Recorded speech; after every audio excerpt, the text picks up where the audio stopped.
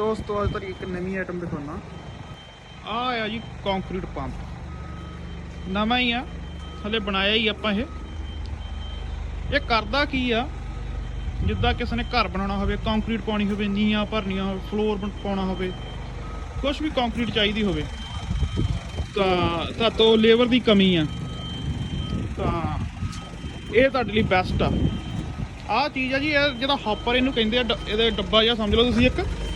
ਤਾਂ ਇਹਦੇ ਵਿੱਚ ਪੈਂਦੀ ਜਿੱਦਾਂ ਕੰਕਰੀਟ ਇਹਦੇ ਵਿੱਚ ਪੈਂਦੀ ਹੈ ਸਿੱਧੀ ਜਿਹੜੇ ਇਹਦੇ ਵਿੱਚ ਕੰਕਰੀਟ ਪੈਂਦੀ ਤੁਸੀਂ ਦੇਖੋਗੇ ਇਹਦੇ ਥੱਲੇ ਆਹ ਜਿਹੜੇ ਪਿਸਟਨ ਜਿਹੇ ਲੱਗੇ ਪੈਪਾਂ ਜੀਆਂ ਇਹ ਚੱਲਦੀਆਂ ਅੰਦਰ ਜਿਹੜੇ ਅੰਦਰ ਚੱਲਦੀਆਂ ਤਾਂ ਇਹ ਇੱਥੋਂ ਦੀ ਕੰਕਰੀਟ ਨਿਕਲਦੀ ਆ ਬਾਹਰ ਆਹ ਦੇਖੋ ਤਾਂ ਆਹ ਜਿਹੜੀ ਚੀਜ਼ ਆ ਇਹਦੇ ਮੋਰੇ ਲਾ ਦਿੰਦੀਆਂ ਪਾਈਪਾਂ ਹੁੰਦੀਆਂ 3 ਮੀਟਰ ਦੀਆਂ ਮੇਰੇ ਖਿਆਲ ਹੁੰਦੀਆਂ ਤਾਂ ਕਲੰਪ ਨਾਲ ਜੋੜ ਕੇ ਤਾਂ ਤੁਸੀਂ ਜਿੱਦਾਂ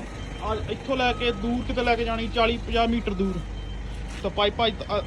ਅੱਗੇ ਵਿਛਾ ਕੇ ਤਾਂ ਬਸ ਕੰਮ ਤੁਹਾਡਾ ਰੈਡੀ ਮਿੰਟੋ ਮਿੰਟ ਕੰਮ ਚੱਕ ਦਿੰਦਾ ਬਹੁਤ ਵਧੀਆ ਟੈਕਨੋਲੋਜੀ ਇਹ ਹੈਗਾ ਹੀ ਆ ਪਲਾਂਟ ਹੈਗਾ ਆ ਨਾਰਥ ਕੋਰੀਆ ਦਾ ਸਾਊਥ ਕੋਰੀਆ ਤੋਂ ਆਇਆ ਆ ਦੇਖੋ ਅੰਦਰ ਬੈੱਡ ਬਿਲਕੁਲ ਫਲੈਟ ਚੀਜ਼ ਹੀ ਬੜੀ ਬੰਬ ਸਾਫ ਸਫਾਈ